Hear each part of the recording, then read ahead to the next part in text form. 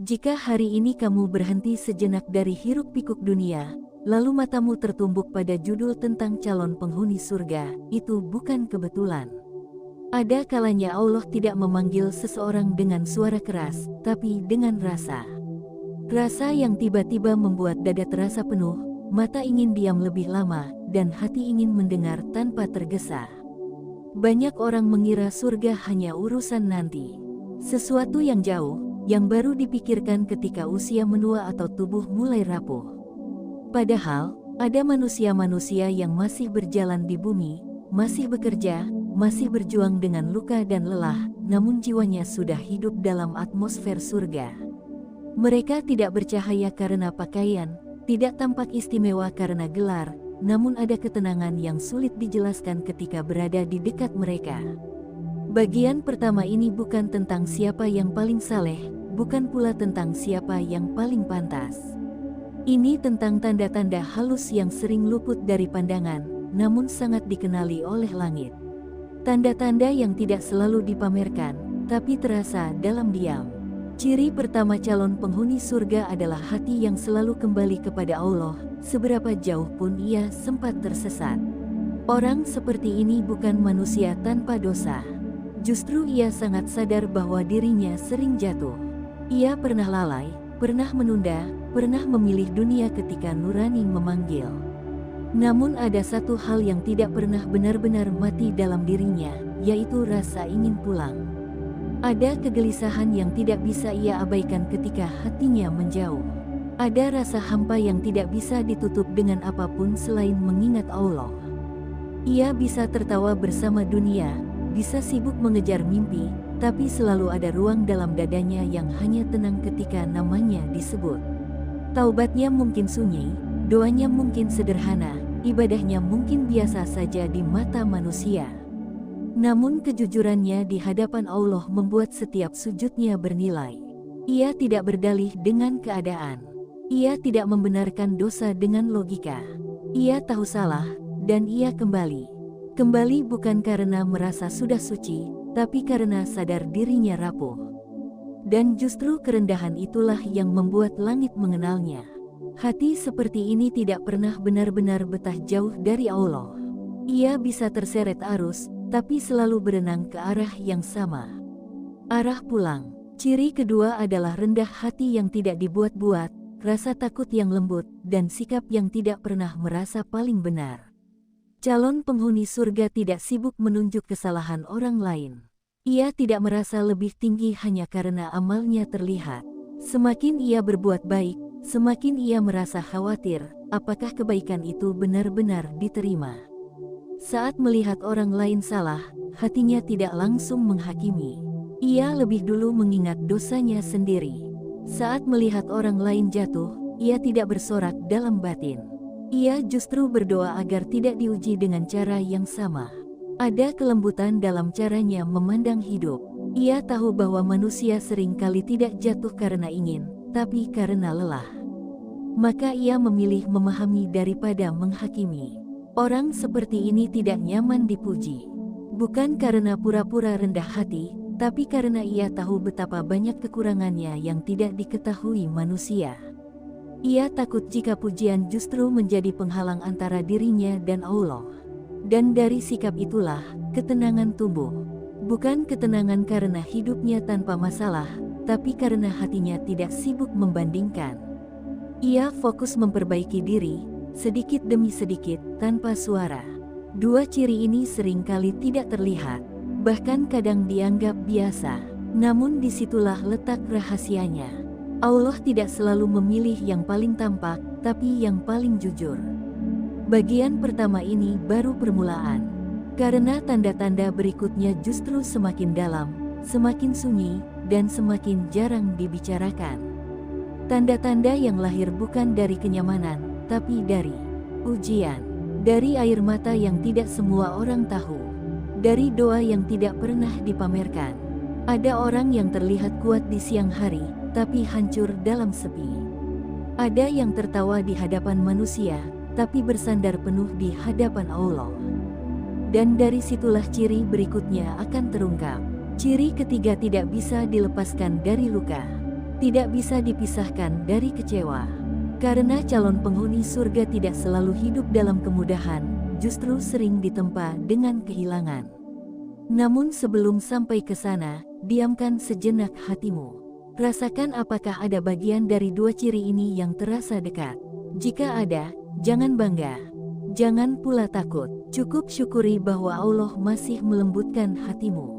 Dan jika hatimu ingin ikut berharap, ikut menitipkan doa dalam energi yang sama, bisikan satu kata sederhana yang menyatukan harap banyak jiwa. Amin. Ada fase dalam hidup yang tidak semua orang berani ceritakan. Fase ketika doa tidak segera dijawab, ketika usaha terasa sia-sia, ketika hati lelah namun keadaan tidak memberi ruang untuk berhenti. Di titik inilah perbedaan antara orang yang hanya mengenal Allah saat lapang, dan orang yang hatinya telah ditempa untuk menjadi calon penghuni surga, mulai terlihat dengan jelas. Bagian kedua ini membawa kita lebih dalam. Tidak lagi tentang kesadaran dan kerendahan hati, tapi tentang bagaimana seseorang bertahan saat hidup tidak ramah, dan bagaimana ia tetap menjaga hubungannya dengan Allah ketika dunia seolah menjauh. Ciri ketiga calon penghuni surga adalah ujian hidup tidak membuatnya menjauh dari Allah, justru semakin mendekat. Ada orang yang ketika hidupnya runtuh, imannya ikut runtuh. Ia merasa dikhianati oleh keadaan, lalu perlahan meninggalkan doa. Namun orang yang sedang dipersiapkan untuk surga tidak seperti itu. Ia boleh kecewa, boleh menangis, boleh bertanya dalam diam. Tapi ia tidak pernah benar-benar pergi. Saat kehilangan, ia bersedih. Saat gagal, ia terpukul. Namun di balik semua itu, ada satu keyakinan yang tetap ia jaga. Bahwa Allah tidak pernah salah dalam menetapkan takdir. Ia mungkin tidak mengerti sekarang, tapi ia percaya suatu hari nanti. Orang seperti ini seringkali terlihat kuat di hadapan manusia. Ia tidak banyak mengeluh. Ia tidak menjadikan luka sebagai konsumsi publik. Bukan karena ia tidak sakit, tapi karena ia tahu, tidak semua orang mampu memahami kedalaman luka yang ia simpan. Maka ia memilih satu tempat untuk bersandar, satu arah untuk mengadu. Ia bawa semua lelahnya ke dalam doa. Ia letakkan semua kecewanya di hadapan Allah. Ujian tidak membuatnya kasar, tidak membuatnya dendam, justru membuatnya lebih lembut. Karena ia tahu rasanya disakiti, maka ia tidak ingin menjadi penyebab luka bagi orang lain. Semakin berat hidupnya, semakin ia sadar bahwa dunia bukan tempat bergantung. Semakin sering ia jatuh, semakin ia tahu bahwa satu-satunya pegangan yang tidak pernah lepas adalah Allah. Dan disitulah, tanpa ia sadari, derajatnya sedang dinaikkan. Ciri keempat adalah doanya tidak berisik, tapi konsisten dan penuh kejujuran. Calon penghuni surga tidak selalu pandai merangkai kata. Doanya tidak selalu panjang, kadang hanya satu kalimat yang diulang-ulang dengan hati yang penuh harap. Namun doa seperti itulah yang paling dalam. Ia tidak sibuk mengumumkan ibadahnya. Ia tidak menjadikan amal sebagai identitas. Ada banyak hal baik yang ia lakukan, tapi ia simpan rapat-rapat. Bukan karena ingin terlihat misterius, tapi karena ia takut kehilangan nilai di hadapan Allah. Ia tahu, doa yang paling kuat seringkali adalah doa yang paling sunyi.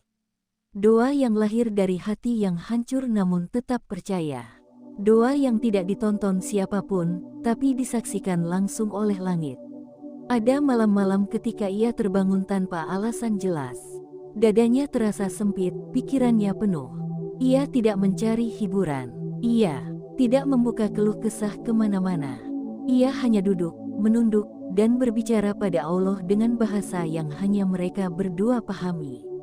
Kadang doanya tidak langsung dikabulkan. Kadang justru keadaan terasa semakin berat. Namun ia tidak berhenti. Karena baginya, berdoa bukan soal hasil cepat, tapi soal hubungan yang tidak putus. Ia percaya, jika Allah menunda, itu bukan karena tidak mendengar. Bisa jadi karena sedang mempersiapkan sesuatu yang lebih tepat, atau sedang membersihkan hatinya agar lebih siap menerima. Doa seperti ini membentuk ketenangan yang tidak bisa dijelaskan. Bukan ketenangan karena masalah selesai, tapi ketenangan karena hati merasa ditemani. Orang yang doanya seperti ini, hidupnya mungkin biasa saja di mata manusia. Namun di hadapan Allah, namanya dikenal. Bagian kedua ini mengalir menuju bagian berikutnya dengan satu pemahaman penting. Bahwa tanda calon penghuni surga tidak selalu terlihat dari seberapa sering seseorang berdiri di hadapan manusia, tapi dari seberapa jujur ia bersimpuh di hadapan Allah. Masih ada tanda lain yang lebih halus. Tanda yang tidak lahir dari ibadah ritual, tapi dari cara ia memperlakukan sesama. Dari sikapnya dalam memaafkan, dari caranya menjaga lisan, dan dari ketenangan yang ia bawa kemanapun ia pergi. Namun sebelum sampai ke sana, biarkan bagian ini meresap. Biarkan hatimu menilai tanpa suara. Jika kamu merasa pernah berada di fase ini, fase diuji dan tetap bertahan, fase berdoa tanpa banyak cerita, ketahuilah satu hal. Allah tidak menyia-nyiakan air mata yang jatuh karenanya. Tidak ada satupun doa yang hilang. Semuanya dicatat, semuanya diperhitungkan, dan semuanya akan kembali pada waktu yang paling tepat. Dan jika hatimu ingin ikut menitipkan harap bersama banyak jiwa yang sedang belajar bertahan, ucapkan dengan lembut dalam hati. Amin. Ada tahap dalam perjalanan ruhani yang tidak semua orang sampai ke sana. Tahap ketika seseorang tidak lagi sibuk membuktikan apapun, tidak lagi gelisah soal penilaian manusia, dan tidak lagi merasa perlu terlihat baik. Pada tahap inilah, tanda-tanda terakhir calon penghuni surga mulai tampak. Bukan dengan cahaya yang menyilaukan, tapi dengan ketenangan yang menenangkan siapapun yang mendekat. Bagian ketiga ini adalah penutup, sekaligus inti terdalam. Karena dua ciri terakhir bukan lagi tentang hubungan seseorang dengan Allah secara vertikal saja, tetapi tentang bagaimana hubungannya dengan sesama manusia dan dengan dirinya sendiri. Disinilah terlihat, apakah seseorang hanya beribadah, atau benar-benar telah diubah oleh ibadah itu. Ciri kelima calon penghuni surga adalah kehadiran yang menenangkan, bukan menyakiti. Orang seperti ini tidak selalu banyak bicara. Bahkan kadang terlihat biasa saja. Namun entah mengapa, berada di dekatnya membuat hati terasa lebih ringan. Bukan karena ia selalu memberi solusi, tapi karena ia tidak menambah beban. Ia menjaga lisannya dengan sangat sadar. Ia tahu bahwa satu kalimat bisa menjadi doa, tapi juga bisa menjadi luka yang menetap lama. Maka ia memilih kata dengan hati-hati. Jika tidak bisa menguatkan, ia memilih diam. Jika tidak bisa membantu, ia memilih tidak memperkeruh. Calon penghuni surga memahami bahwa manusia sedang lelah. Hampir semua orang membawa masalah yang tidak terlihat. Maka ia tidak merasa berhak menambah luka dengan penilaian yang tajam. Ia tidak menikmati membicarakan kekurangan orang lain. Bahkan saat kebenaran ada di pihaknya, ia tetap memilih cara yang lembut. Ia mungkin pernah disakiti, pernah dikecewakan, pernah dilukai oleh orang yang dipercaya. Namun luka itu tidak ia wariskan. Ia memilih memutus rantai sakit, bukan karena ia kuat, tapi karena ia tidak ingin membawa beban ke hadapan Allah. Memaafkan bagi orang seperti ini bukan perkara mudah. Ada proses panjang, ada air mata, ada doa yang berulang. Namun ia tahu, memaafkan bukan hadiah untuk orang lain, tapi pembebasan untuk dirinya sendiri. Dan tanpa ia sadari, sikap itu membuat jiwanya bersih.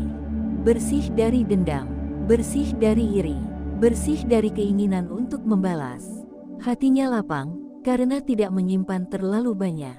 Kebaikannya tidak selalu besar, kadang hanya senyum yang tulus, kadang hanya kesediaan mendengar, kadang hanya menahan diri untuk tidak menyakiti. Namun justru kebaikan-kebaikan kecil itulah yang terus mengalir, tanpa henti, tanpa pamrih. Ciri keenam, dan ini yang paling sunyi, adalah hatinya damai saat malam tiba. Bukan karena hidupnya sudah selesai masalah, bukan karena semua doanya telah terkabul, tapi karena sebelum tidur, ia telah menyerahkan segalanya kepada Allah. Ia tidak membawa kemarahan ke pembaringan. Jika hari itu ia disakiti, ia berusaha melepaskannya. Jika hari itu ia gagal, ia tidak membenci dirinya sendiri. Ia menerima bahwa dirinya manusia yang sedang belajar. Sebelum memejamkan mata, hatinya berbicara. Ada rasa syukur yang sederhana. Ada penyesalan yang jujur. Ada harap yang dititipkan tanpa paksaan. Ia tidur bukan dalam keadaan menang, tapi dalam keadaan pasrah. Dan kepasrahan itulah yang menghadirkan damai. Orang seperti ini memahami bahwa hidup tidak harus selalu dimenangkan. Tidak semua hal harus dipahami sekarang. Tidak semua doa harus dijawab hari ini. Ia percaya, jika Allah menunda, itu bukan penolakan. Jika Allah menguji, itu bukan kebencian. Ia tidur dengan keyakinan bahwa apapun yang terjadi esok hari, ia tidak sendirian. Allah melihat, Allah mendengar, Allah tahu batas kekuatannya. Ketika seseorang bisa tidur dengan hati seperti itu, sesungguhnya jiwanya sudah mengenal rasa aman. Rasa aman yang tidak bergantung pada dunia. Rasa aman yang lahir dari kepercayaan penuh kepada Allah. 6 ciri ini jika disatukan, tidak membentuk sosok manusia yang sempurna. Justru sebaliknya, mereka adalah manusia-manusia yang sadar akan kekurangannya, namun tidak berhenti memperbaiki diri. Manusia yang jatuh, bangkit, lalu kembali jatuh, namun tidak pernah berhenti pulang. Jika sepanjang 3 bagian ini kamu merasa ada bagian yang menamparkan halus, ada kalimat yang terasa seperti bicara langsung ke hatimu, jangan terburu-buru menyimpulkan apapun. Bisa jadi, Allah sedang mengajakmu untuk melihat dirimu dengan lebih jujur. Bukan untuk merasa paling baik, bukan untuk merasa sudah aman, tapi untuk bersyukur bahwa hatimu masih hidup, masih bisa merasa, masih bisa tersentuh. Calon penghuni surga bukan mereka yang merasa pasti masuk surga.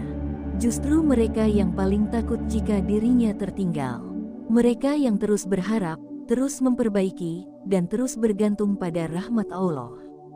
Jika dari 6 ciri ini, ada satu saja yang sedang kamu perjuangkan, itu sudah lebih dari cukup untuk berharap. Karena Allah tidak menilai hasil akhir semata, tapi langkah yang terus diusahakan. Dan jika kamu ingin menyalurkan energi doa, bukan hanya untuk dirimu, tapi untuk semua hati yang sedang belajar tenang, belajar ikhlas, dan belajar pulang, biarkan satu kata sederhana keluar dari hatimu dengan penuh harap. Amin.